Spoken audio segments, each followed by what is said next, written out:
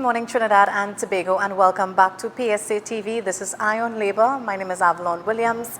In studio here with us, he is the leader, the Imam of the Jamaat al-Muslimin, Mr. Yasin Abu Bakr. Good morning, sir. How are you? A very good morning to you and all your listeners. I hope you all have a good day and that we can contribute something to make this blessed island a better place at the end of the interview. I know a lot of persons has been flooding their comments. They're looking forward to seeing you this morning, hearing from you. I know you're in a lot of traffic, you said. Yes. So persons, I want to thank you so much for joining us this morning, though, because we have a lot of backlog of questions we wanted to ask you to get your opinion on what's happening in the country, based on the police service as well, go right down to labor issues as well. So my first question to you is, what are your thoughts on the high level of crime that's happening in the country, and what do you think is best? What ways and mechanism you think the commissioner could use to curb some of the high crime level in the country?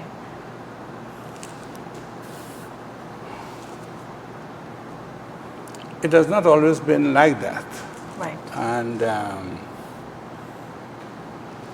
myself, I can speak from a position of authority since I myself was a policeman for 10 years.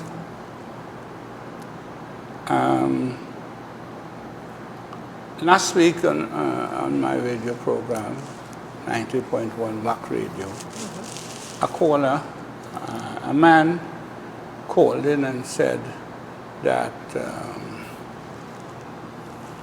he expressed the view that a lot of people has expressed before, that since 1990 the crime has escalated and gotten out of hand. And I guess you would like me to respond to that because yes. I saw that as one of your questions. Yeah. Well, yes. I think so. Because prior to 1990, the Jamaat was actively cleaning up the streets and the ghettos, actively. All the drug dens and everything from Cedros to Quranic to Maraval. Nowhere was left undone. The only way you could prove this assertion that, the crime has increased since 1990 is by statistics. You can't realistically just guess this matter. So I would draw your attention to the statistics pre-1990, and you would see that the murder rate, say 4 years, 5 years before, did not even reach 100, And so if we're going to use that statistics, then we are the people who was responsible for the murder rate being at that low level. Because like I said, we had an active role in cleaning up the ghettos, cleaning up the drugs, right? They spent millions and millions of dollars in a commission of inquiry. And none of the recommendations were implemented. One of them is that the school should be regularized and the land situation should be put to rest. None of that. And those were the recommendations. But this is an important point. The chairman of the commission asked Mr. Robinson. He said, Mr. Robinson, this is a very straight question to you. What was your problem with Abu Bakr, you and your government? What was your problem with Abu Bakr and the Jamaat? Go and punch it up and look at what the reply was. Mr. Robinson said, they were playing police. That is the answer, Mr. Robinson, that we were playing police. When in fact we were not playing police, we were the police in the ghettos, because we were trying to keep the young people under control. We had adopted a new way of dealing with problems, which is ADR, alternative dispute resolutions. And we had great success in doing that because we brought people in to mediate their problems. At the same time, we had an active drug rehabilitation program. In addition to that, those were some difficult times. We were feeding the ghettos. I mean, we had the green van. Anybody could tell you about the green van, the menacing green van. when the green van coming, you know, you had to get rid of wherever it is. Is that the organization you had a couple of years ago where you used to go out and help the underprivileged Yes, community and stuff well, like that? yes, we had a good arrangement with one Mr. Ali, and he was responsible for bridal milk.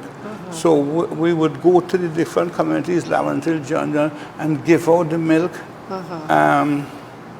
We had institutions, like for instance in Laventille, we had a bakery that serviced the community. Right. And we at the end of the day, 6 o'clock, after the sun said the last prayer, we would give away everything because they had to bake next morning. So nobody went to sleep hungry in Laventille if they Right. wanted to. At least they could find a bread or something. You know, and if you can't find bread, that causes revolution. Yesterday, I think, was Bastille Day in France, where they celebrated the French Revolution, where the Queen Marie Antoinette, they pleaded with her. And it is as though politicians don't take any lessons from the past.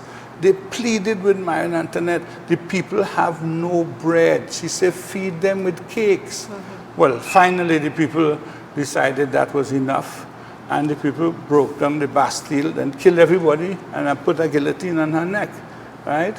So I think yesterday there was the celebration in remembrance of Bastille Day. And so politicians don't take heed, and life has a way of repeating itself, you know? And the people are crying out about the hunger and the poverty, and it's played out in blood. I mean, the national flag represents all the black children that is being killed, and that is the black part of the flag. The red part of the flag is all the blood that is being bled out by all these young blacks. And then they come and throw a white sheet on top of the dead body, white, red, and black. That's the national colors. And that's how it's being played out on the streets every single day, every single day. So that someone would come and say they have an answer to the crime. The crime situation is holistic, and no one person has the answer. I'm coming back now to where I started. I digressed a bit about whether or not the crime had increased after 1990.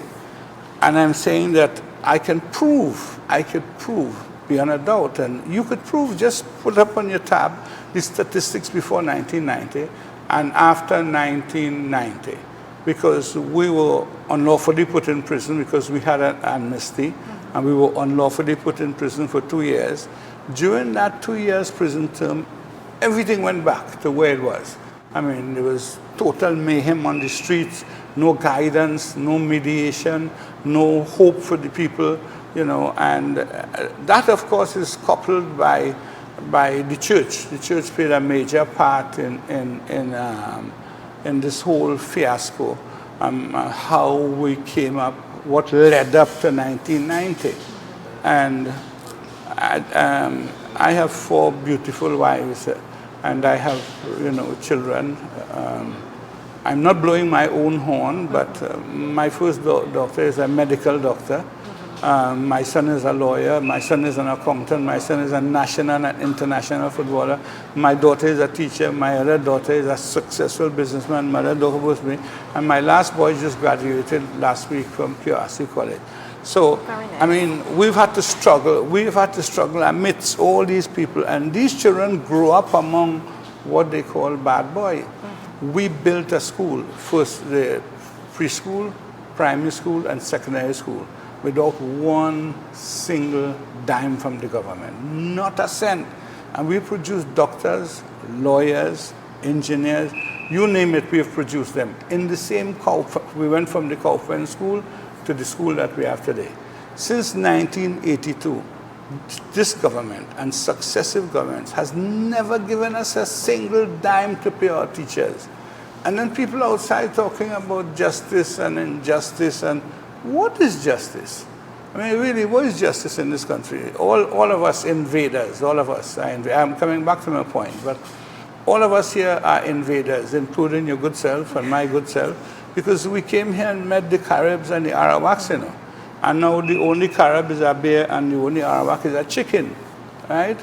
But these people who we met, they don't even have a national holiday. And everybody else came after, and they have 2 holidays, 5 holidays, 6 holidays, the Baptist holiday, Christmas, Boxing Day, Wrestling Day, New Year's Day, all these holidays. And the people who were here first, the people whose country we came and invaded, they don't have a holiday. They don't even have no recognition for nothing at all. These injustices are deep-rooted, and until we begin to deal with this level of injustice, then we will always find ourselves in problem. The holidays in the country is the next problem, because the holidays are for divisiveness. This is Indian Arrival Day. So we start to divide the country. This is African Emancipation Day. We start to divide. So the holidays, instead of unifying the people, divides them even more than they are already divided. Yeah. After 1990, prior to 1990, we had a whole run-in with the state, right? On a piece of land that really was given to us, we had a deed. The cornerstone is there. You could go and take a picture of it since 1969. But other people wanted the land. And nobody wanted that land before we came. That land was a piece of swamp. So all the people in the back where the stadium land and movie, everybody else around there got land. Fatima College. And that piece of swamp, nobody wanted that piece of swamp. Finally, we had made an application with the Islamic Missionaries Guild for a plot of land at the bottom of where the American embassy is. And they said, no, they didn't want anybody there. So they pushed us down in the swamp. My wife, Anissa Abu Bakr, was the Deputy General Manager of IDC. And Nello Sweet, the best, I'm sure, the best engineer that Trinidad ever had, God bless his soul, he had the job to make a stadium in Laventille. Laventille is just pure rocks, pure stones. So he made an agreement with my wife, and she said Desperados needed to get some income. So she organized to get from IDC to get them about 10 trucks. And they were moving the fill from Laventille and throwing it there. And that's how we filled up that land to the cost of millions of dollars, right? Of course, conservatively, it was a good price. But once we filled that land and the praying eyes saw the value of the land, then everybody started using the political influence to take the land. And that had a running conflict. I mean, every single Friday, the police would run in and disrupt the land, And then we went from one stage to the next stage. So we as good corporate citizens decide that, this is not right. And then suddenly one morning, the police and the army descends on the headquarters, number 1 Mukarapo Road, and take over the land. Suddenly, I remember Richardson was in charge. He was a superintendent at that time. He eventually got charged for murder. And a lot of other people, and I will come to the other people names, who today people glorify when politicians. I heard Guy Griffith saying that, this Mr. Ford, who is now Assistant Commissioner, yes. Mr. Ford is a disaster as a police officer. How he reached the rank of Assistant Commissioner, how? And Guy Griffith is lauding him. Well, I'm going to point Guy Griffith to a case. The state against Yasin Abu Bakr for conspiracy to murder. The state against Yasin Abu Bakr for conspiracy to murder. It was him who did the charge. When I was interviewed, I told him, listen, I have done a lot of things, but I have not yet mastered the art of being in 2 places at the same time. You are accusing me of conspiring with some people in Diego Martin at 10 o'clock in the morning, when in fact I am a project manager in Petrotrin. That can't work. He didn't want to hear. All he knows is he wants to bring down Abu Bakr. Whoever brings down Abu Bakr is the star. And then he was ably assisted by Wayne Dick. Yeah? And They lied. They concocted schemes with other people.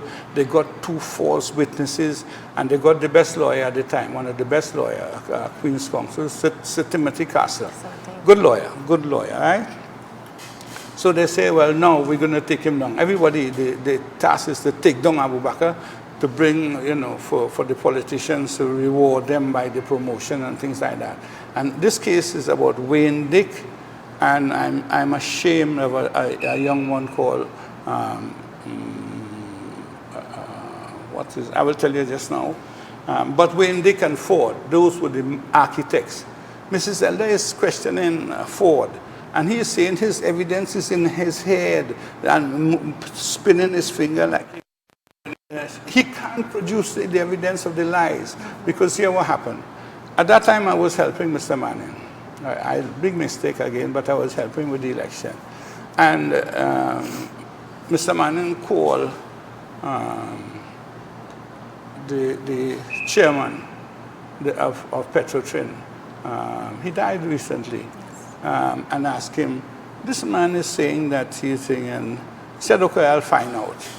And he did find out, and he found out, yes, this man was here, because you can't walk into Petrotrin. You have to go over the road, you have to get the pass, then you go into the area where I was, a sensitive area. There's a fire truck there where people are welding, so you have to sign into the fire truck. The man at the gate takes your number, you have a card, all of that. In order to enter Petrotrin, you just walk in and walk out. And Malcolm Jones. Oh, yeah. So Malcolm Jones said he will check. And he checked, he said, yes, this man works here. And this man was here 8 o'clock in the morning. A man, Alfonso, from the army, tore out the paper of the diary, tore out the evidence. This is what we call policing. This is what we call justice in Trinidad. And he came on the stand, on the witness stand, and admitted that he did that perjury. He committed perjury, and they never charged him, Alfonso from the army. So when you talk about justice, what justice are you talking about? What? I mean, really.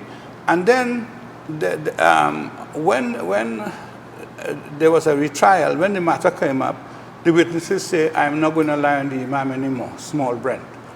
Do you know what they did? The Small Brent, he said, if you don't come and lie on the Imam, I'm going to give you a murder case. And he gave Small Brent a murder case. But he cooked up the case so quickly that Small Brent got away, right? Mm-hmm. And then now Small Brent is coming, the trial is coming up, so Small Brent comes to testify and exposes every single thing. Everybody starts campaigning. Dick went and hid in the hospital and said he had to have a surgery. Elder said, I'm going in the hospital, Mrs. Elder, to interview him. They sent 2 doctors to say, no, it is too traumatic. Ford disappeared. The other witness disappeared. Veronique is the one at the time, a very decent young man, Veronique, and started to lie. He was very honest in the beginning, and then they coerced Veronique and made him a liar, and I'm very, very ashamed of Veronique, because he was a young policeman that I had a little respect for, because he was present during the interview. Mm-hmm. He saw the wrong things they were doing. He knew the lies that they were cooking up, and he did not initially take part in it. And then suddenly, they twist his hand behind his back, and Veronique changed all this stuff and came in his stand and started lying. He also has been promoted. Yeah? So this is what is in the police service. This is what is in the police service, along with every single day a policeman is being charged for some kind of offense, all the different offenses that you could think about. So when you're talking about crime and 1990, so when we came out, well, I told you what happened. They took over the place. Mm-hmm. We are good corporate citizens. We went to the court. The judge heard the matter, and the judge said, you can't just walk on people's court. You have no documents from the court. You can't just take over people, and they're paying the taxes. Right. The judge tell them to move. They said no, and they appealed, which is, of course, their right. Mm-hmm. They came up before Justice Crane in the appeal court. Justice Crane heard the matter, and then Justice Crane said, no. You can't do this. This is arbitrary and unlawful, and gave them 14 days to move. They said they're not moving. I remember when the lawyer asked, why are you here? They said they're here on their badness. You could imagine a superintendent of police saying that they occupy somebody's place on their badness. Well, what is badness really? Do you think, Mr. Bakr, the polygraph test, do you think that will help weed out the rogue elements in the police service? Let me finish. Anyway, we went to court, and the court said they should move, and they refused to move. So we had this long-running battle. During this incident, a policewoman, Bernadette James, came to me where I was living and told me that with her mother and her husband, both alive, at that time she had a 7-year-old son who was just up in Mr. Rowley facing coronage because they shot his niece recently, and saying the only thing they offered to compensate him for murdering his mother was to join the police service, and he would not have any of that. It is on the tube, so you could find it. Yeah. Right.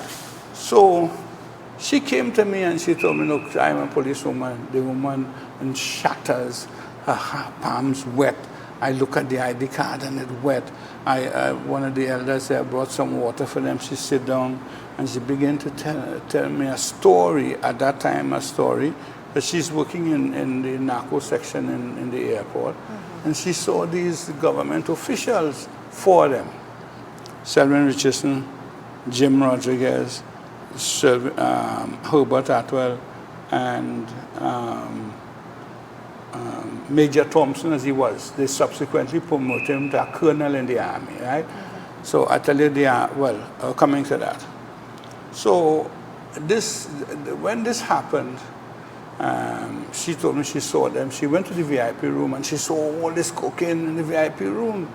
And she said, this can't work, man. I working to protect my children from this thing, and this level of governance, nah, this can't work. So she went down herself because she went to the VIP room and to use the bathroom, and then all hell broke loose for this lady. They transfer her, all kind of thing. She's trying to get redress. The commissioner, Bernard, don't want to hear nothing about that. Nobody, everybody afraid because this is the government. He's talking about Attorney General, Minister of National Security, the advisor, and then Major Thompson in the army as he was. They subsequently promoted him to a colonel. So everybody's scared, nobody. She went to the ombudsman, she went everywhere, until finally she panicked. So she tried to fly out of the country with her son. She had a 7-year-old son at the time. And they jack up her program in the embassy. So she can't move because they think if she go out of here, she will things like that. 4 days after this woman came to me, in hindsight, I keep thinking, maybe I could have done something, maybe not. But what could I have done? This is a complaint.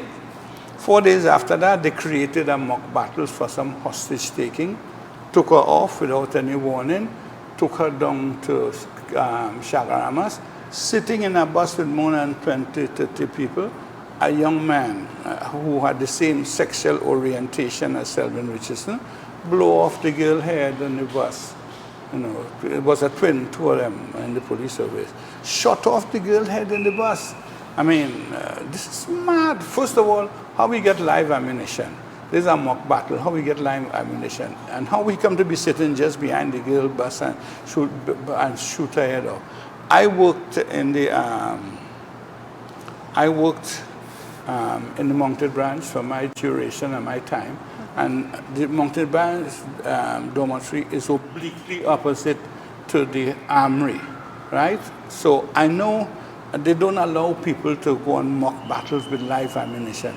Even these big parades that you see in the savannah with all these big guns and things, not more than 4 or 5 people have bullets, you know. And they got live bullets because Anwar Sadat, who was the president of Egypt, he got killed on a military parade. They wanted to get him, and while the military parade was going up, they opened up on them where they were sitting and killed him and some of his ministers. After that, I guess everybody took the precaution. So anytime you see these big parades, forget it. All them people have blanks. I mean, they come, the man with the governor, the president, the other people, you know, they would have their guards. But normally, the rank and file have no live bullets. Yeah, so the people, forget that part, right? Yeah, So yeah. anyway, during this fiasco, Dick ran away, lay down in the hospital. Ford ran away. Mrs. Eller questioned him, and everything is in the head, in the head. He's a madman. He should be going through some psychiatric treatment now, right? And to the embarrassment of this Queen's Council, who they brought, good man, good, top-class Queen's Council. So he said, this is a disaster. What kind of case is this? Because, of course, you know, Small Brent and Big Brent decided they're not lying on me no more, and they said everything they do. The holder of the highest office in this land wrote a letter to the commissioner and the attorney general, I think the DPP, that this Wayne Dick, who was head of homicide, Right. his evidence must never be taken in a court of law again. And they forthwith transfer him to the Mountain Branch, where there are no murder in the Mountain Branch. If we want to investigate horses, right? So, forthwith they transferred him. That's how bad it was. Sir Timothy Castle was the lawyer. And this whole fiasco broke. And I want Mr. Mr. Guy Griffith must retract his statement about, you know, this Mr. Ford being one of the best police officers. Ford has a very bad record as a police officer, and I'm giving him a case. Go and look at my case, the state against Abu Bakr for conspiracy to murder Gillian Bowen. Mr. Griffith, if he's really serious about lie detectors, he must go and look at this case, because at Ford is still serving, I think, as some assistant commissioner. Go and look at this case and see the lies and the concoction that Ford did. Went in the prisons, interviewed people unlawfully without putting records, him and Veronique. Go and look at the case. And then Mr. Guy Griffith, if he has any integrity, which I think he has some, yeah, he must retract his statement. And he must demote, if you want to talk about the beginner general, he has to demote this Ford that he's saying that is his worst word. The evidence is there. The evidence is there. What happened to the case? There was no case. And Sir Timothy Castle lambaste the police service and the ineptitude and the way they dealt with this thing, and it was very, very bad. You know, I had two sons in university at that time, Ford in law and Rodolfo in business and in England. So I worked for 28 years in the International Committee. I worked with the World Islamic Law Society for 28 years. I was in charge of South America and the Caribbean, and I hosted international conferences here, and I had judges, chief justices as my guests, politicians as my guests. So prior 1990, Jamaat had an exemplary record of community service. But that became a threat to politicians because the influence became too great, right? It became a threat to the church because on Fridays, we would take people come off the street and we would have 20, 30 new people who want to be Muslims because, excuse me, we're cleaning up the streets and we're leaving them with nothing else to do but to try to change their way of life. That's why I'm saying, let us see what the statistics say, and then you will see whether or not after 1990 what happened. Back to this thing. So 4 days after that, they murdered this girl, and I couldn't sleep. I couldn't sleep for more than 2 weeks. I can't sleep because it's on my mind, and I know what happened. And in the Quran, Allah says, men are the protectors of women. That's what it says in the Quran. So that's an order that I break in because I'm not protecting this woman who has been murdered on ceremony. When I know, if I didn't know, I know if I didn't have the thing. Fortunately, we had the tape. And so we we sent a tape to them, to the people, so they know we had a tape. Otherwise, when we went out there, every week we would go out and tell the people what happened in this matter. They would have lost us in jail. But they couldn't bring any action against us because we gave them a copy of the girl's tape, the voice of the girl, because we taped it, what she said. Anyway, one thing led to the next, and one thing led to the next, and my wife said, "When I married you, you that tiger, how you come up pussycat because they murder a woman?" And then the tiger, the pussycat changed back to a tiger. So we went on the street and we said, this is this, these people do that. And they turn on the heat on us. I mean, literally turn on the heat on us. And they destroyed the bakery in the army and the police, they destroyed the bakery. All the outreach centers that we had, they destroyed. We had good young men who was in Shagaramas on the course that they learned. And we had a piece of land that was, given to us in Kora, so we would plant the land. So we had food. We could feed the people who were coming in, right, in the drug rehab program. And also, there were good well-wishers in the society. It had good people in the society, But sometimes they are afraid to identify because of the vindictiveness and the wickedness of this society. Yeah. But there are a few good-natured human beings in this society left, that would lend a hand to the poor and reach out to the homeless. I know that. I know them. Do you think business people have been doing that, providing jobs for the unemployed and the dispossessed? Well, I don't know about that. I am talking about the business people who help in the difficult times, and that how prejudicial the society is because people from special branch would go and threaten them, don't help the Jamaat.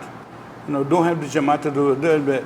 This place is stink and rotten and to the high heavens. I don't know how long it would last, and to think that power will keep it, there's really no power, no might except God. Yeah.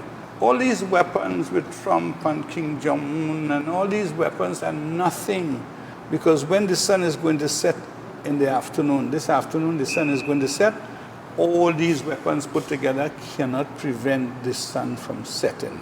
And that is my God. That is the power that I worship, So man and all the nuclear things is all nothing.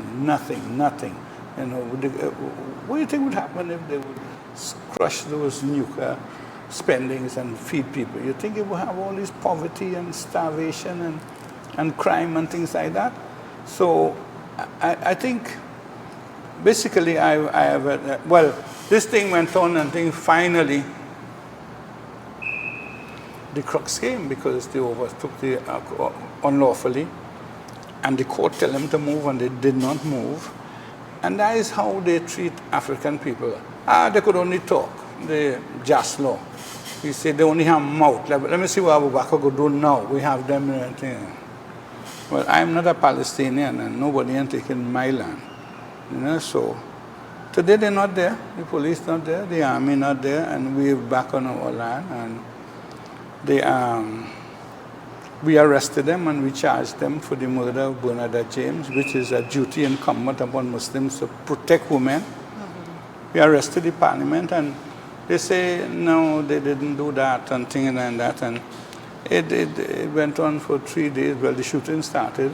Of course, the men were trained, so they could defend themselves.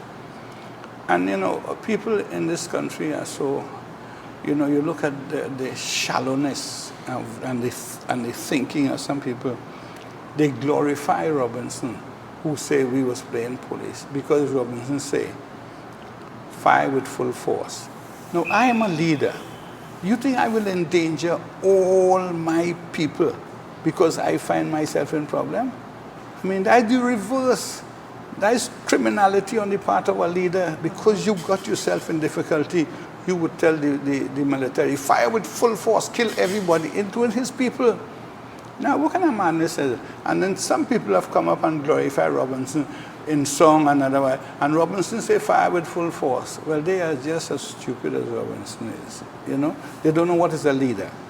I will tell you, let me show you my partner was a leader. When we were let out of prison, I was at, 4 of us was in Royal Jail in Frederick Street. Frederick Street. Mm-hmm. So we came back and let me show you the justice system.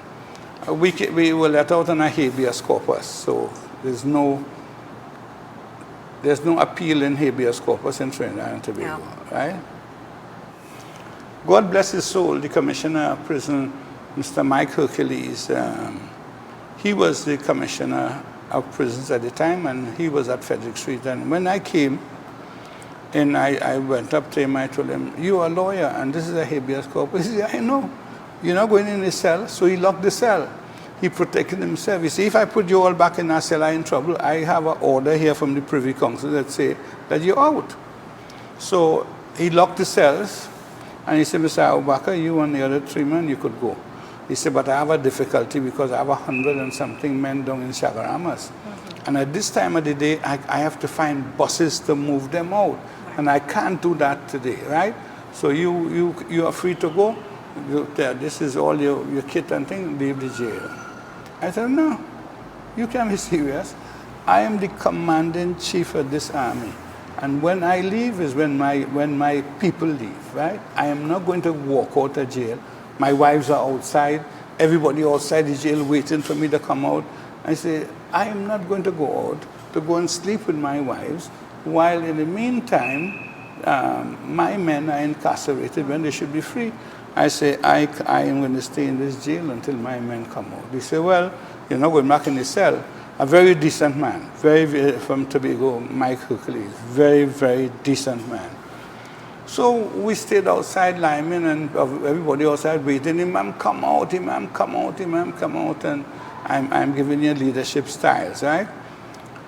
Next morning, he finally succeeded in getting the buses. And when everybody was brought to the compound, then they called me and tell me everybody is out, everybody is safe. Then I left the prison, right? I'm contrasting leadership style. Mm-hmm. When we made an agreement, you know, about this amnesty, they say we will come out and things like that. So I was at TTT. So we have to come out, and everybody else say, and the men took turns, line up and say, you know, "Did you go first, you go." I said, no. I am the Imam. I go in first. Just go back and look at it. I say, so if anybody to kill, anybody to betray, I get and kill first. Right. They say, take out the magazine, you have to put down your gun. I say, no, put down your gun and surrender. So everybody who say we surrender, they're just stupid. You don't surrender with a gun in your hand. You don't surrender with a magazine, right?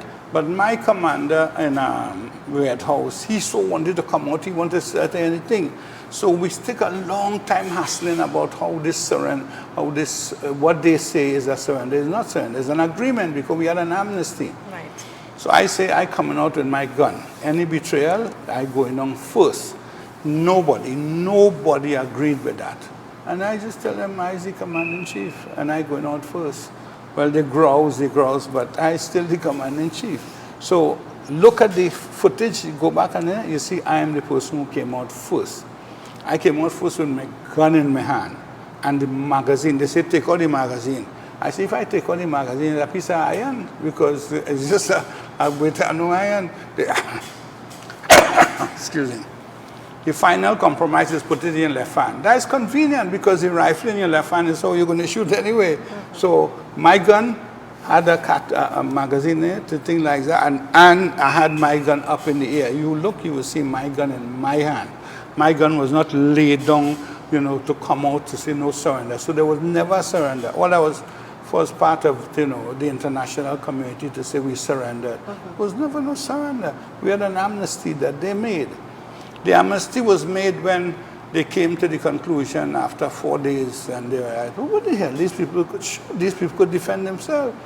Selwyn Richardson came and said, I know a way out of this. You know, we could get an amnesty and come out here. Because Privat, who acted as Prime Minister on one occasion, and man said, what about if somebody come in here stick us up one day, what we going to do? He said, President, that could never happen. This is Trinidad and Tobago. This is sheep. Trinidad and Tobago near sheep. Nobody could ever do that. Of course, that was a big mistake. So, let me tell you what this amnesty is. In the Constitution, if you go to 87.1, write that down. 87.1 in the Constitution. It says the government can give a pardon to anyone before or after they are charged. So what has been happening over all the years is all these movers and shakers in this society, whenever they get charged for any offense, the president just call the commissioner of police and say, I give him a pardon. So you don't see them in court. All you see is black and children in court. And so like the other people is angels, they don't commit no offense. Well, I see Abu get thing there, they would say, but what will happen? How will you get sentenced and you plead guilty?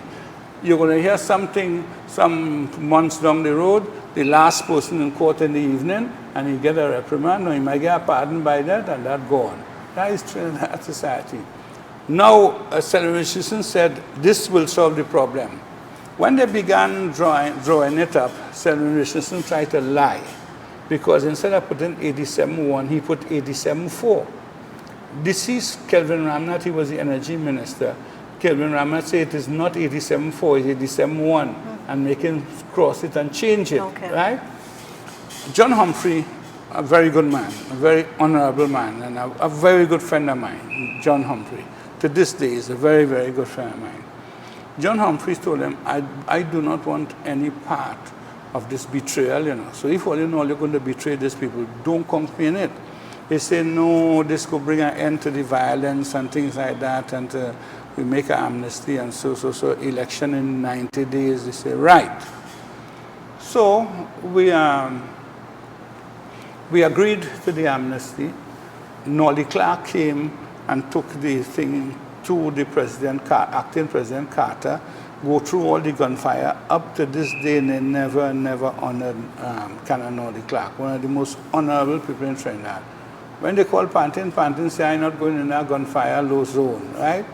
So Nolly Clark is the one who brought it up, get it signed, bring it back, and things like that. Right, they say the amnesty is signed, he brought it to me, I vetted it, we said, nice, so that is the end. This is going to bring an end to the conflict. We're going to go back home to our dormitories and things, and this is this, and they're going to have election in 90 days. I appointed Vincent Ducaran as the interim prime minister.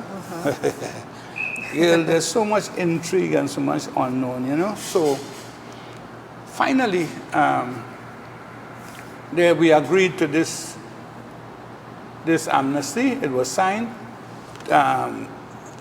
Tony Fraser was working for the BBC, and Tony Fraser read out the amnesty to the BBC, right, word for word, with Robinson, you know, concurring that is what has been agreed upon, right? When we Kelvin Ramnath was very sick, so they had to blow in a bag and give him oxygen, because he had asthma, an asthmatic condition, right? And then Robinson was literally going blind, cataract, coma or something. But we had medicines that we brought that they did not want to release months before. They had to go and get in. We had that medicine, so they had to go and take our medicine to save Robinson's eyesight. These people, they're dead, so I leave them to go now. He could deal with them, but these politicians. Anyway, so finally, everybody had a sheet, you know, a piece they printed about maybe 8 copies, right? And they say, well, we're going to come out. Kelvin Ramnath was the first person to come out because of his asthmatic condition. Right. To whisk him straight to the hospital, right? One man got shot on his ankle and he bled out, right? But Kelvin Ramnath came out as the first person. John Humphrey folded up his copy of the amnesty, very small, and stuck it in Kelvin Ramnath's pocket without Kelvin Ramnath knowing or nobody knowing. So once we started, you know, evicting, they started demitting, they read or something like that. They said there are no amnesty. And that is it. And, you know, they lock up everybody, put everybody in the bus and lock them up, carry down them, threat me. They carry me down there initially and lock up everybody down in the barracks. Those who I didn't have a copy, those who had the copy, Bilal and others, they took the copy for them, they tear it up, they shot the thing in his ears and Sulaiman and took the copy that he had. So no copy to show that there's an amnesty. And said no amnesty. The Labbaseeds and all the others, right? So Humphrey called my wife and told her, go to the hospital, check in Kelvin Ram's jacket pocket. So we went to the hospital, get a lawyer quick, and went, and in Kelvin Ram's pocket was the copy of the amnesty. So that was the saving grace, right, as it was, so to speak. And eventually, they tied us up in the court for 2 years, just playing games, until finally it came to the crunch and they had no choice but to go up to the Privy Council. And the Privy Council dealt with it immediately because they had the broadcast from Tony Fraser, right, from the minister, and then we were let out on the habeas corpus, right? There's no appeal in habeas corpus. You know what these wicked people did, Anand Ramlokan and Kamla Bisesa and their government? They went behind my back, behind the habeas corpus, right? Try a case ex parte and sell off all my property, my houses and things to make me a vagrant. There's no, in the habeas corpus, there's no appeal. And then why they do this? How could they do this when I have a fixed place of abode? And they just selected 2 of us and took all our land. The other people, nothing. This is the vindictiveness of the UNC government, right? Mm-hmm. But of course, they will pay the price they started paying because 2 of the people who were involved in it are now charged before the court, both Ramdeen and Anand Ramlokan. And the others will get charged, including Kamna for this matter, because you can't go behind the Privy Council. It's an ex parte judgment. We never even appeared in court. All I know is my property up for sale. Mm-hmm. And sell my properties, my houses and everything. So they want my wives to be vagrant in the street. They won't see that. They won't see. I just wanted to switch a little gears with you to ask you a question here. Yeah. Who do you think control the commanding heights of the economy in this country? The commanding heights of the economy is don't mix it up. Commanding heights of the economy is the oil, the gas, mm-hmm, and to some extent lately has been the gas more than the oil, but the oil and the gas and the asphalt to some extent. That is the commanding heights of the economy. Mm-hmm. As regards to who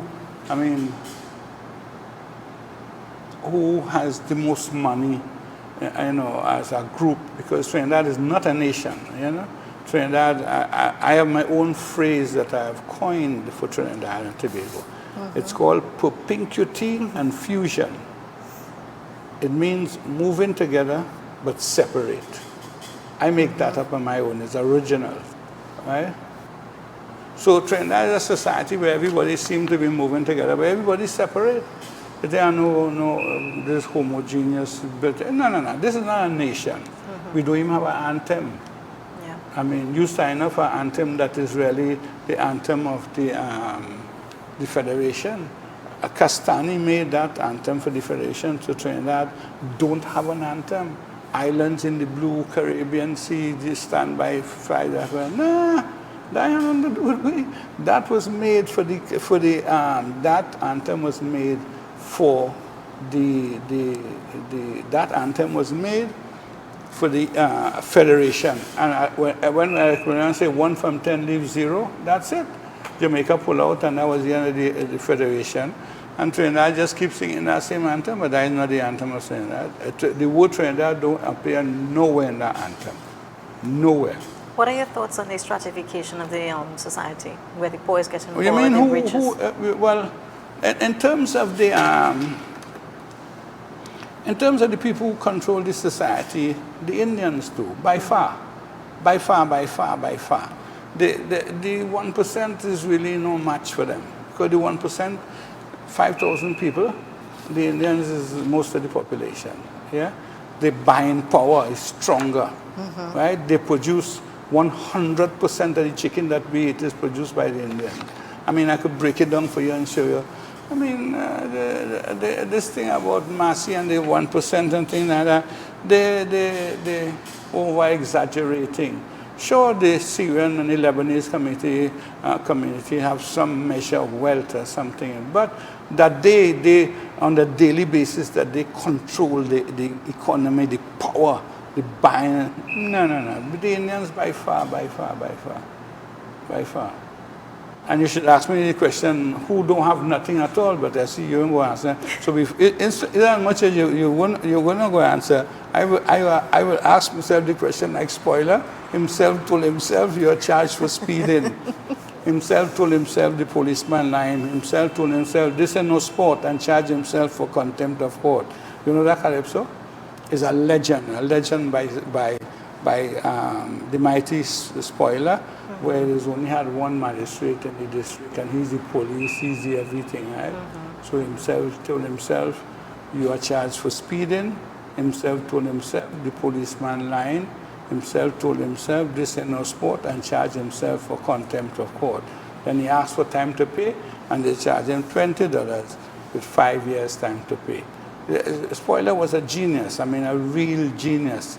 And that's how our stories used to be told. Now, I don't know, the calypso, down the dumps, down the dreads, somebody just singing something called soca, bottom in the road, and really. So, Mr. Bakr, we're in the pits. Yeah. Do you feel it makes sense putting a swimming pool in Laventille? Or do you prefer that people get jobs and stuff? But it have no water. It have no water in the pipes in the houses in Laventille. Where you put in water in a swimming pool and they're going to guard. People will go and deport their water in the swimming pool to wash their dishes and things like that. Well, first of all, they don't have toilets because they still have toilets. You know what happened 2 years ago? I mean, a man and a woman is living in this room, and the room is so small that if you want to change your mind, you have to come out of the room. That tells you how small the room is, right? And then they on this bed with the child, and the child fall over and drown in a bucket of urine. I mean, how low you could get. This is Laventille. This is the capital city of Port of Spain. Yeah. Port of Spain in the capital. But Laventille don't have no bus service, right? Beetham, Celots, the whole of the environs, the immediate environs of the capital city do not have any transport, right? So how do they treat these people? No public transport? And if you go Dibé, Pinal, Siparia, all about our public transport. So I'm to Laventille, right around here, no public transport. So how you equate these things in terms of when you talk about justice and justice? They have no justice in Trinidad. Absolutely no justice. It's all injustice that is coming to an end. Because like I just tell you, everything is for a time, and when the sun going to set, no human power could stop it. So I think we have run our course. For those people in the church, like your good self, I will give you some references today. I would like you to check, all your listeners, write it down. I will go very slow. Genesis 15, 12 to 14. Go ahead. Again, Genesis 15, 12 to 14. And I will tell you what it says. It said that Abraham, the sun was about to set, and Abraham was about to fall asleep, and God came to him and told him that your children will be enslaved in a land far, far off for 400 years. And then God says, and then I will come, God will come, and he will punish those who enslaved them. He will punish them, and they will go away. Those who were enslaved will go away with great wealth. Now, people will say, well, that is written in the book, that is written in Scripture in Genesis. Everybody who is Catholics, you go in your book and write it. I could give you a more definite word in the Quran, but the majority of the people think, those who are Muslims, they know, because I would have shown them. official slavery started in 1619. Right? August will make 400 years of slavery. So we close to it, you know. God has never made a promise to Abraham that he did not keep. And he promised him that. Is it? So who is this? We're the slaves. And the Hebrews, they were also for 400 years, they were enslaved by Pharaoh. But after God drowned Pharaoh in the Red Sea, they inherited everything, you know. Because that is how God is dealing with people in justice. So I just put that out there for, you know, the religionists, people who believe in God and say that, you know, everything is true. I mean, I could more vividly show you in the Quran that we're right on the end, we're on the threshold of the end. But this is to help the Christians. They could go in their Bible and they could find it. I'll do that. Yeah. On another note, I wanted to ask your thoughts on the influx of Venezuelans in the country. Well, when they say the Venezuelans are migrants, I don't know what they mean, you know, because the Caribs and the Iraqs was from Venezuela, you know, so any migrants is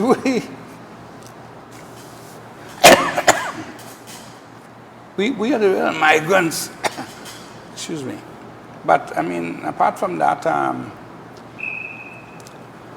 being a Muslim, one of the articles of faith of a Muslim is that we believe in God and we believe in the angels and we believe in the books and we believe in all the prophets and we don't make no distinction among them. And so whatever Jesus, peace be upon him, said in the Bible, I believe, you know, and I not only believe but I follow. Right. And Jesus said, love thy neighbor as thyself. All right, so therefore I have to follow that.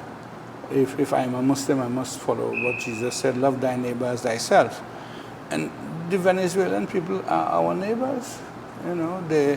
And so if they find themselves in difficulties, we should help them. As regards to how it is done, that is a duty for the politicians. I think that Mr. Rowley has adequately dealt with it, you know. And the people in Trinidad should support him. I don't see the situation in Venezuela going much longer, because I myself, I was, you know, in Venezuela. I went to the inauguration of Chavez. Right. I spoke on behalf of the revolution in Venezuela for half an hour, and then they told me the El Presidente is listening and you should speak for the next half an hour. So I spoke altogether for half an hour. I met the people, some of the influential people, the new judges and things like that. They had new induction into the Hall of Fame of revolutionaries of South America and the Caribbean. And it was an honor. I have a medal for you know, the revolutionaries. And so I knew a lot of people in Venezuela at the high level, including Mr. Chavez. At the moment, the Venezuela now, Maduro is not really the leader in terms of the heavyweight. Maduro is a bus driver, but he offset a strike for Chavez, and Chavez rewarded him by a front of a civilian. But the generals in Venezuela is the government, yeah? And as long as the generals do not turn, there's no way Guaido could do anything. Guaido is finished. His money run out. Because the money that America seized from PDVSA and the other money, that is the money they gave us, Venezuelan money they gave Guaido to topple Maduro. He can't. Venezuela had the largest deposits of fuel in the world, in the Delta, the largest. And now you have Russia on two platforms. Who is going to come? How are they going to come? Iran is doing the minings, and Russia has been selling the oil in Rotterdam for the longest while. And then now China is buying oil directly from things. Yeah. So who is allies? Who is the allies? People don't listen. And people don't understand the power that they possess. Right now, China wants to have an extradition of those who ran away and went to Hong Kong. Right? He says there's a province, which it is really, but it's a province of China. So he wants some of the people who ran away with all the money to come back and who committed offense. And they were about to do that. The people came in the street and stopped it. The people, stopped it, not the parliament, the people stopped it, right? In the same way, Macron in France. Macron raised the price of this and raised the price of the fuel once. And the people came on the streets and said, Macron, you crazy. He had to bring lower the price of the fuel twice. Then they started to make more demands. And then he found himself in deeper trouble because the cathedral in Notre Dame got burned down.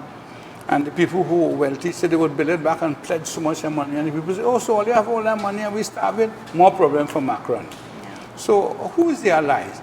America has no more allies. America allies in England. England don't know where they are right now because they can't get through the Brexit.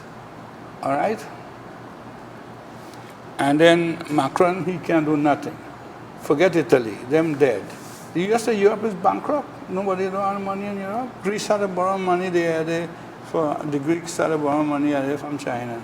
So Europe bankrupt. So where's his allies? Where's his allies? Then let us see Venezuela allies. China, Turkey, Iran, Russia, Pakistan. You know what that is? So it's a different situation altogether in Venezuela. 20 years ago, Maduro gone a long time, not now. You see, the generals, and sometimes I speak to those who are my friends still, The generals know what happened in Iraq, Saddam had an elitist army, And after they knock out Saddam, they just put all the army in jail. They're not going to let that happen. They know if they go over with Guaido, they'll put all of them in jail and take the oil. I know we're pressing on time right now, Mr. Bakr, but I wanted to ask you, I know you're close friends with Mr. Duke, and I know he's ventured into politics. What advice do you have for him? He's stepping down from the trade union to go into politics. Oh, Duke is a good politician. Duke's sincere. One of the characters of a good politician is sincerity. A comedian just win the presidency in Ukraine, a comedian, because the people say he's a sincere man, And I mean, I don't know a politician around. I don't know one that is as sincere as Watson Duke. Yeah. And if people really want a person to support them and to do with it, Watson Duke is your best bet. I think he will be the head of the Tobago Assembly next time around. Easy. And we will support him. All the support that he wants, we will give him, whatever we have. I want to ask you for your closing comment today for the viewers that are tuning this morning. My closing comments? Yep, as we wrap up this morning's program. Okay, you didn't have any more questions. I want to do you justice. I mean, I think all is not lost.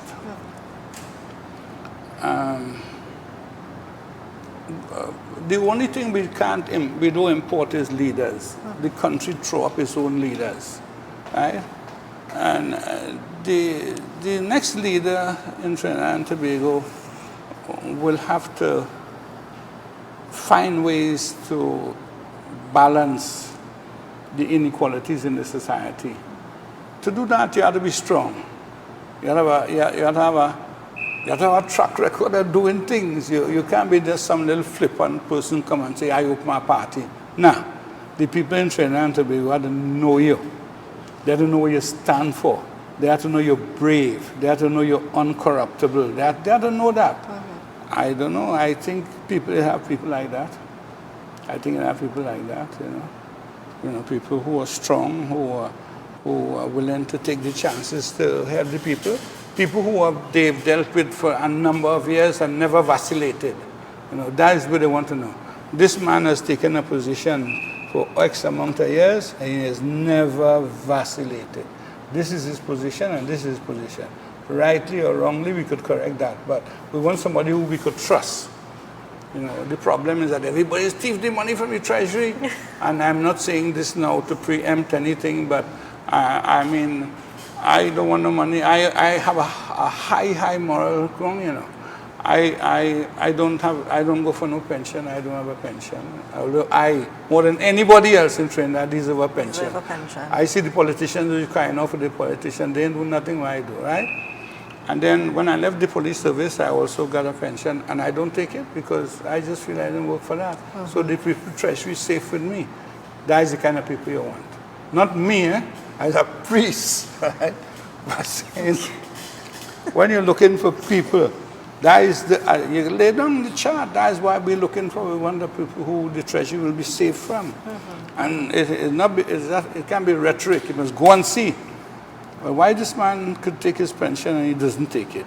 Why does he could take this other pension which he's entitled, he don't take it? Because you say you don't want nothing that you don't work for. Yeah? So that's what I'm saying. So when they can match up to that moral high ground, then they could start talking about changing the situation and people following them. People fed up. So, but I think Duke is a good, a sincere politician. I've dealt with him in adversity and in prosperity, and